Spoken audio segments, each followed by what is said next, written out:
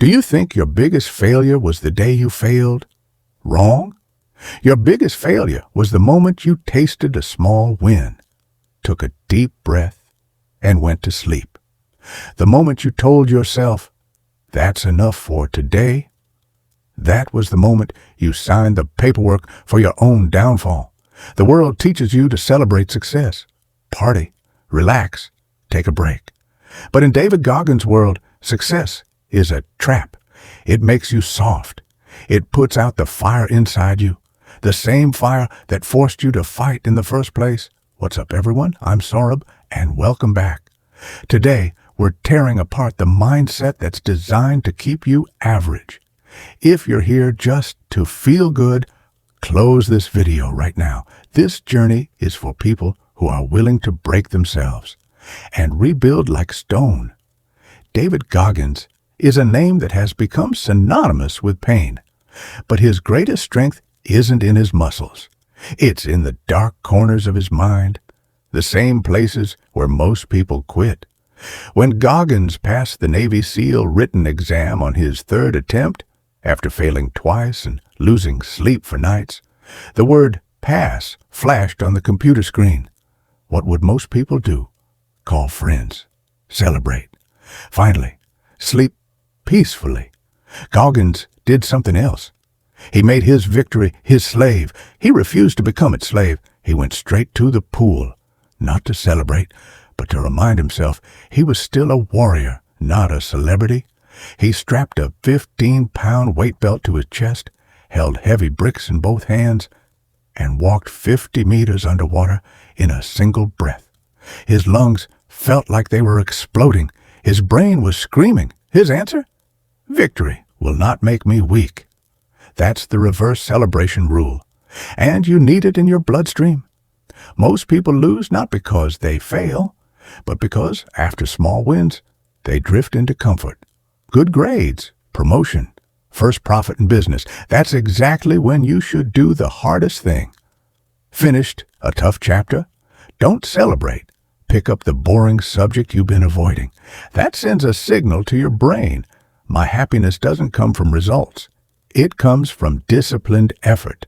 There's something in biology called the winner effect. When you win, testosterone and aggressive neurochemicals rise. But if you relax right after, those same chemicals can flip into stress hormones. That's why stopping after a win can push you toward depression. Goggins throws that victory energy straight into the next goal. He stays in combat mode. Momentum is hard to build, harder to maintain. If you stop after a win next time, you don't start from zero, you start from negative. Goggins once had to lose 100 pounds in 3 months. This wasn't a movie transformation. It was a deal with death. Hours of training every day. One evening on the last set, he stopped 1 rep short and went home. The world didn't know, but he knew. He couldn't sleep because that 1 missing rep meant he had lied to himself. That's the line between a legend and an average person. When you cheat yourself in private, you punch holes in the foundation of self-trust. At midnight, he went back to the gym and finished it. Psychology says our biggest fear isn't loneliness. It's falling in our own eyes. When you lie to yourself in private, your subconscious gives you a losing identity. You can fool the world, fake smiles, fake success.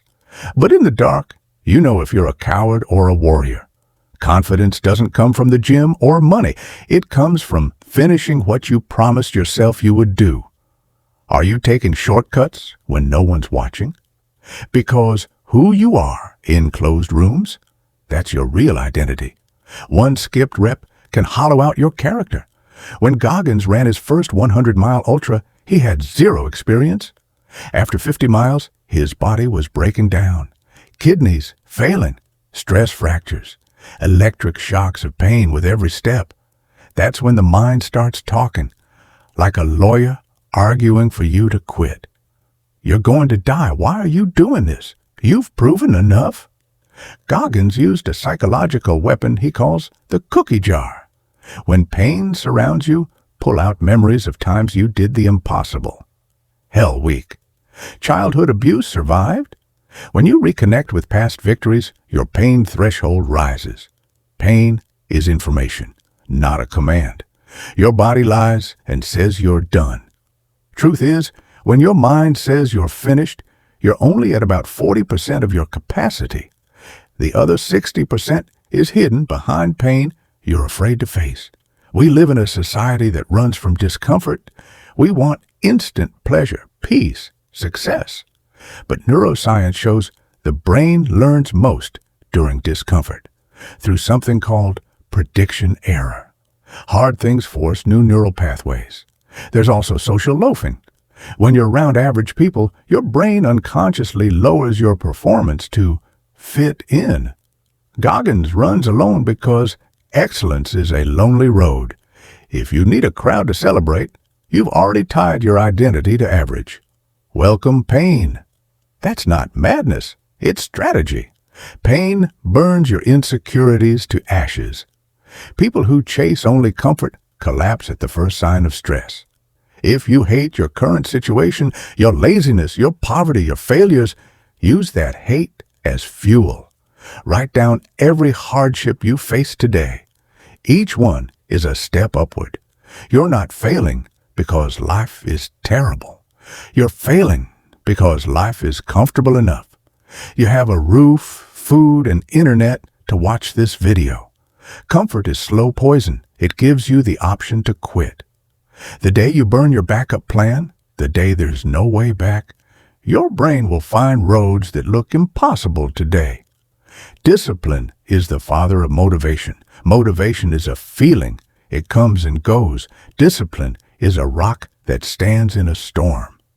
So the real question is, will you do what you're supposed to do today, whether you feel like it or not? Tonight, before you sleep, take a piece of paper.